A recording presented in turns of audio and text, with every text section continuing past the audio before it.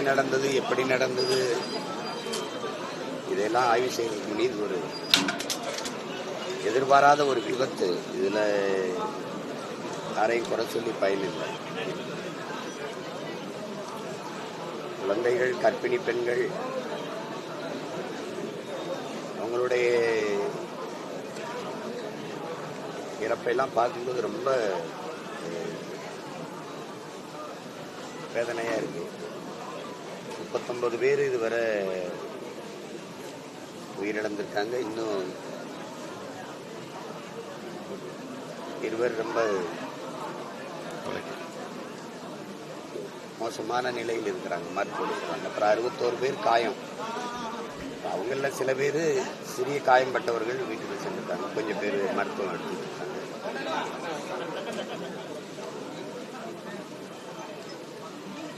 நடந்துச்சு. இனி இதெல்லாம் நம்ம எல்லாருக்கும் ஒரு படிப்பினை. இது போன்ற வெறும் துயரங்கள் நிகழாம நம்ம கவனமா இருக்கணும். என்ன சொல்லி இழந்தவர்களின் குடும்பத்துக்கு ஆறுதல் சொல்வதுன்னு தெரியல. மொத்தமாகவே இந்த நிகழ்ச்சி இந்த வேதனையான துயர நிகழ்வு எல்லாரையுமே அப்படியே அதிர்ச்சியில் உரைய வச்சிருச்சு. உலகெங்கும் இருக்கிற மக்களை, இதை பார்த்த மக்கள் எல்லாரையுமே, யாருக்குமே என்ன சொல்றதுன்னு தெரியல. என்னடா அப்படி ஆயிடுச்சு அப்படிங்கிறது தான் எனக்கு. இழந்தவர்கள் இந்த துயரத்திலிருந்து கடந்து வரணும். வேற வெளியில் காயம்பட்டவர்கள் விரைவில் குணமாகணும். மருத்துவர்கள் நம்பிக்கையாக சொல்றாங்க, நாங்கள் சரியாக கவனிச்சுட்டு இருக்கோம், குணமாயிடுவாங்க. அது ஒரு ஆறுதலாக இருக்கு நமக்கு அவங்க சொல்றது. பிள்ளைகளை இழந்திருக்கிற குடும்பத்தார் எல்லோருக்கும் என்னுடைய ஆறுதல். குறிப்பாக இந்த தமிழக வெற்றி கழகத்தினுடைய இந்த துயரம்தான், இதிலிருந்து நம்ம மீண்டு வரணும். அதுக்கு எல்லாம் நம்ம எல்லாமே தயார் செஞ்சுக்கணும். வருங்காலங்களில் இது போன்ற பேரிடர் நிகழாம நம்ம பார்த்துக்கணும். அது நம்ம எல்லாருடைய பொறுப்பு. ஊடகங்களும் நீங்களும் ரொம்ப அதுதான் செய்தி, அதுவே தான் செய்தின்னு நீங்க 24 மணி நேரமும் போடுறது என்ன ஆயிருதுன்னா, ஜல்லிக்கட்டு போராட்டத்தப்ப அதையே காட்டும் போது அங்க போறது ஒரு பெருமைக்குரியதாயிடும், ஒரு பர்சனாலிட்டி ஆக்கிட்டீங்க. அதனால அங்க கணக்கில்லாத கூட்டங்கள். அது மாதிரி தொடர்ந்து காட்டிக்கிட்டே இருக்கும்போது அங்க போகணும் அப்படின்னு ஒரு ஆர்வம், ஒரு பெரிய, அதுவும் ஒரு செய்தி. அப்படிதான் நீங்க காட்டணும். நீங்க 24 மணி நேரம் காலையில இருந்து இரவு வரை அதையே காட்டி காட்டி பண்ணும் போது அது அந்த இடத்துக்கு போகணுங்கிற ஒரு ஆர்வம் எல்லாருக்கும் வரும். சின்ன சின்ன பிள்ளைகள், 1ஆம் ஆண்டு 3ஆம் ஆண்டு படிக்கிற மாணவர்கள், தங்கைகள், 11 வயசு தம்பி, சின்ன பிள்ளைகள்லாம் போய் காயம்பட்டுறாங்க. நண்பர்களோட பார்க்கணும்னு போறது தான். அது போய் கூட்டத்தில் சிக்கி விழுந்தவங்க நெஞ்சில மிதிச்சுட்டாங்க, எந்திரிக்க முடியல, என்னால் தூக்கி விடக்கூடாது இல்லை அப்படி அவங்க சொல்லும் போது நமக்கு ரொம்ப கஷ்டமா இருக்கு. எல்லாருமா சேர்ந்து இந்த தவறை செஞ்சுட்டோம். இனி வரும் காலங்களில் மிக கவனமா எல்லாருக்கும் அந்த பொறுப்பு இருக்கு. இப்ப அந்த இழப்பை நீ ஈடு செய்ய முடியாது. பணம் கொடுக்கலாம், நிதி கொடுக்கலாம், அது உயிரை திருப்பி பெற்றுத்தராது. அதனால இப்ப நமக்கு வேற என்ன இருக்குது சொல்லல, ஒண்ணு ஆறுதலா இருங்க, கவலைப்படாதீங்க, அதான் இருக்குது, வேற வார்த்தைகள் இல்லை. நம்ம அதை தான் பதிவு செய்யணும். உயிரிழந்த நம்ம உறவுகளுக்கு எல்லாருக்கும் என்னுடைய இறுதி வணக்கத்தை, கண்ணீர் வணக்கத்தை நான் சேர்க்கிறேன். காயம்பட்டவர்கள் குணமாகணும் அப்படின்னு நான் வேண்டுறேன்.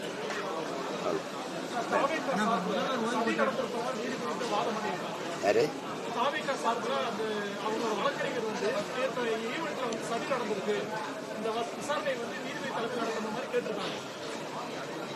அதுல நம்ம போய் கருத்து சொல்ல முடியாது. அவங்க அது நீதிமன்றம் பார்த்துக்குவாங்க. அவங்க என்ன வாதமோ அதுக்கு தகுந்த மாதிரி அவங்க ஒரு முடிவு எடுத்து சொல்லுவாங்க. இப்ப நம்ம போய் அதுல கருத்து சொல்ல முடியும்.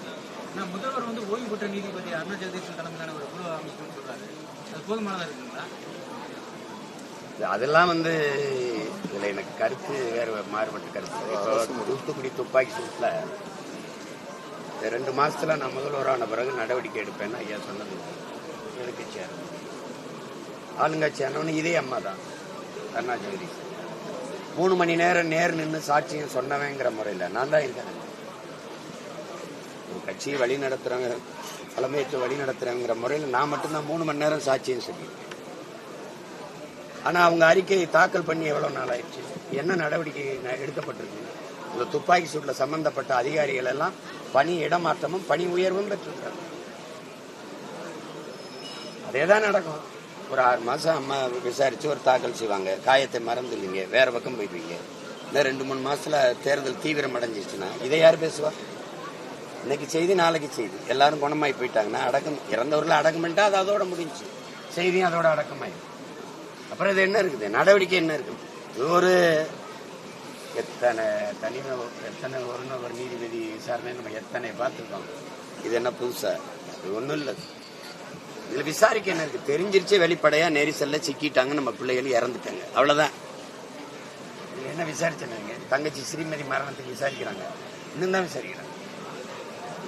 அமெரிக்கா, ஆஸ்திரேலியா, ஆப்பிரிக்கா எல்லா நாடுகளுமா விசாரிக்கிறாங்க. ஒரு கிராமம், அந்த கிராமத்துல என்ன நடந்திருக்குன்னு விசாரிச்சு சொல்றதுக்கு அறிக்கை தாக்கல் பண்றது இவ்வளவா? அது ஒரு சடங்கு, அந்த சடங்கை அரசு செய்து நம்ம அதை ஏற்கணும். பாதுகாப்பு ஏற்பாடுகள் குறைவு காரணமாக இது நடந்திருக்கு. எதிர்க்கட்சி தலைவர் எடப்பாடி போலீஸ் பாதுகாப்பு சரியா இல்லையா? அதெல்லாம் நான் நீங்க அப்படிலாம் ஏற்கனவே இப்ப மற்ற இடங்கள்லாம் பாதுகாப்பு அவருக்கு பண்றாங்க.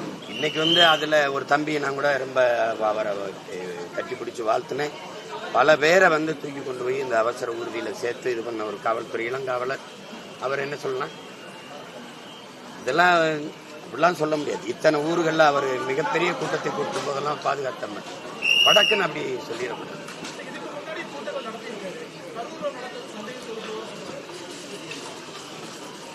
அது சந்தேகம் இருக்குன்னா அந்த சந்தேகத்தை இப்பதான் விசாரிக்கிறாங்கல்ல, தெரிய வந்துடும். நம்ம போய் எல்லாத்துக்கும் கருத்து சொல்லணும்னு சொல்லிட்டு கூடாது. எதுல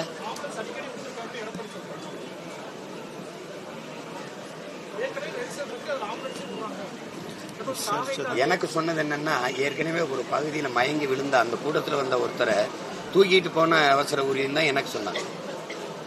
அப்ப அது நம்ம இப்ப எங்க கூட்டங்கள்ல எல்லாம் அவசர ஊர்தி வரும், கோபம் தான் வரும். ஆனாலும் அதை ஒன்றும் பண்ண முடியாது. எங்க பிள்ளைய அழகா விலகி வெளிவிடுவாங்க, நமக்கு இது நடக்கிறது தான்.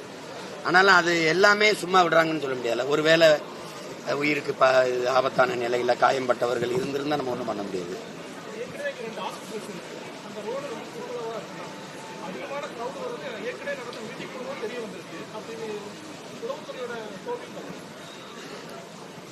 அவங்க சொல்றது நாங்க ஒரு இடம் கேட்டோம், அந்த இடத்துல கொடுத்துருக்கலாங்கிறாங்க. அது இப்ப பார்க்கும்போது கொடுத்துருக்கலாம்னு நமக்கு தோணுது. அவங்க என்ன கணக்குல இந்த இடத்த தேர்வு பண்ணாங்கன்னு தெரியல. அது கேட்டா எதிர்கட்சி தலைவர் ஐயா இங்கதான் கூட்டம் போட்டாங்க, அந்த இடத்தையும் நீங்க பயன்படுத்திக்கிங்கன்னு சொல்றது. இப்ப இந்த மாதிரி இதெல்லாம் இப்போ தம்பிக்கு இப்ப புதுசு. எனக்கு 15 வருஷமா இந்த அனுபவத்துல நான் ரொம்ப பக்குவப்பட்டு அதான் நடக்கும். எனக்கெல்லாம் எங்க சனம் வராதோ, முட்டு சந்து மூத்திர சந்துப்பாங்க, அங்கதான் கொடுப்பாங்க எனக்கெல்லாம். சரி என்ன பண்றது, இதை கடந்துதான் நம்ம வந்தாக வேண்டியது.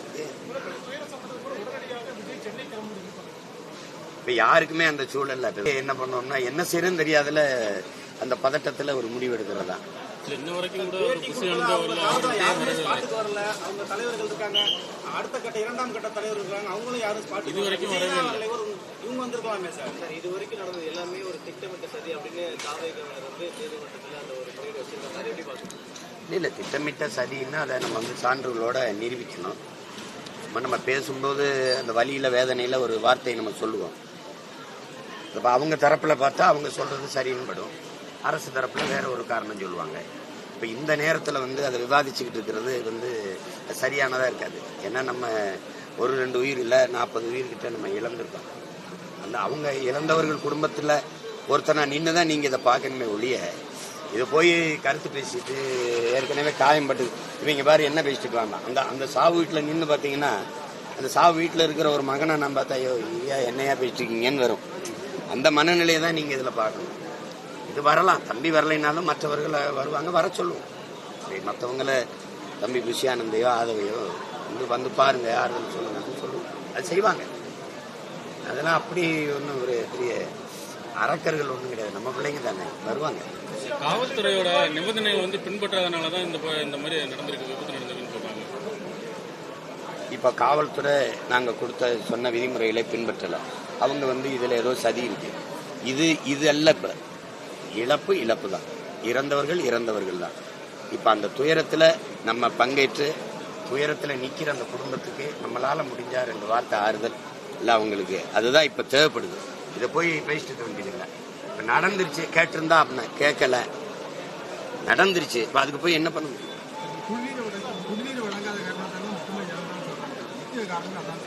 குடிநீரை வந்து அரசு வழங்க முடியாது. குடிநீரை வந்து அரசு அத்தனை பேருக்கு வழங்க முடியாது. அதாவது நம்ம பிள்ளைகள் எடுத்துட்டு வந்துடணும். விளங்குதா நான் சொல்றது? இப்ப கூட்டத்துல எந்த தண்ணி இருந்தா கூட அங்க நிக்கிறவருக்கு எப்படி போய் கொடுக்க முடியும்?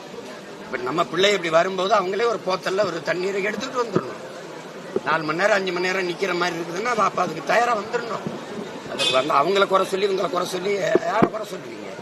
எனக்கிட்ட தண்ணி இருக்குது கொடுக்கணும்னு நினைக்கிறேன், இவர் கொடுத்துருவா இவர் கொடுத்துருவா, அங்க நிக்கிறதுக்கு எப்படி கொடுப்பேன்? எப்படி போய் கொடுக்க முடியும்?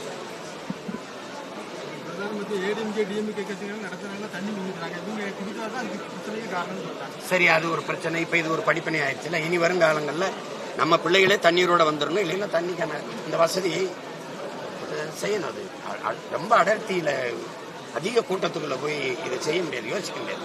கையை நீட்டி கூட ஒருத்தருக்கு பக்கத்தில் இருக்க கொடுக்க முடியாதுன்னா இதை பேசிட்டு இருக்க முடியாது. இப்போ அது நடந்துருச்சு, இது நடந்துருச்சு, இது ஆய்வு செய்யறதுக்கான நேரம் இல்லை. நடந்துச்சு, செத்துட்டோம்.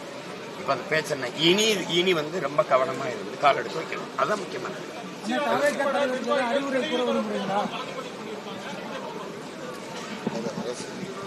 இது வழக்கு, அதை எதிர்கொள்ளுவோம். அரசு நெரிசல்ல சிக்கிட்டாங்க.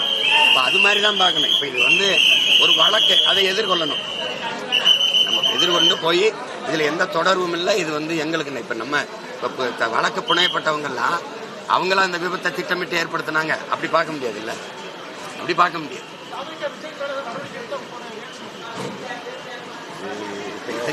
இது என்ன? இது தம்பி மேல நடவடிக்கை எடுத்தா அண்ணனுக்கு என்ன செய்யும்? சந்தோஷமா இருக்குமா? மகிழ்ச்சியா இருக்குமா? வருத்தமா தான் இருக்கும். இது என்ன ஒரு கேள்வி கேட்குறது? அவனுக்கு இது புது வழக்கு.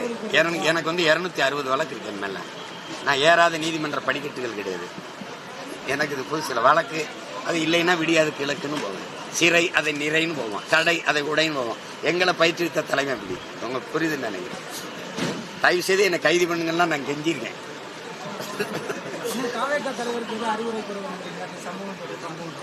அவ்வளவு சின்ன பிள்ளைங்க, அவருக்கு தெரியும் இது நடந்துச்சு. என்ன நேரம் அவருக்கு தெரியாத என்ன செய்யணும்?